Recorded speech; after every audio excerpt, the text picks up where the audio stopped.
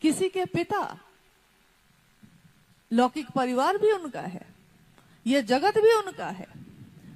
बिहार प्रशासनिक सेवा में एक बड़े पद पे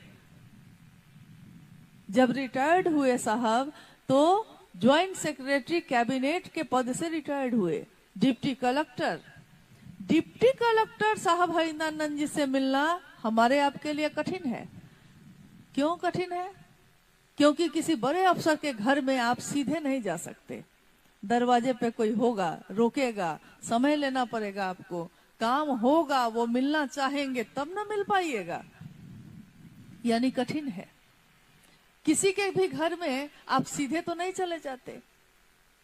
अगर परिचय ना हो, अगर पारिवारिक रिश्ता ना हो तो आप सीधे जा सकते हैं? नहीं जा सकते। यानी लौकिक और जितने भी रूप हैं, उस रूप में इतना नजदीक आना उनके मन से कठिन है। लेकिन शिव शिष्य साहब हरिनानंद जी से, जो शिव का शिष्य हैं, उनसे मिलना बहुत आसान है। क्यों? आपने कहा, हमने कहा कि गुरु भाई हैं, गुरु बहन हैं, और उन तक खबर चली जाती, वो बुला लेते, गुरु भाई आए हैं। उस समय डिप्टी कलेक्टर साहब हरिनानंद जी का रूप पीछे हो जाता और शिवशिष्य साहब हरिनानंद जी का रूप सामने है। उनसे मिलना बहुत आसान है। गुरु भाई बने और मिल लिए। महादेव से मिलना उस रास्ते से बहुत आसान है, शिष्य बने और गुरु से मिल लिए। लेकिन महादेव के अनेक रूपों से मिलना बहुत कठिन है। उसके लिए भक्ति चाहिए, उसके लिए विश्वास चाहिए, उसके लिए समर्पण चाहिए, उसके लिए तपस्या, लाखों मंत्रों का जप चाहिए।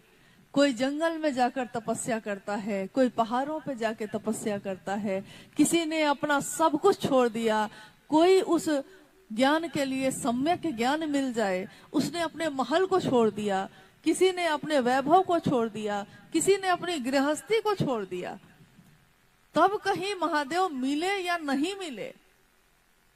लेकिन यहां तो साहब ने कहा कि आप चाहे जिस स्थिति में हैं, आप चाहे जो हैं, अमीर हैं, गरीब हैं, अलग अलग जातियों धर्मों में बटे हैं, लेकिन इंसान हैं, आप जीव हैं।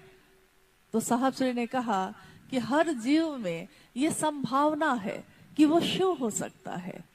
ठीक वैसे ही जैसे एक छोटे से दाने में ये संभावना होती है कि अगर उसको धरती पे लगा दिया जाए, मिट्टी में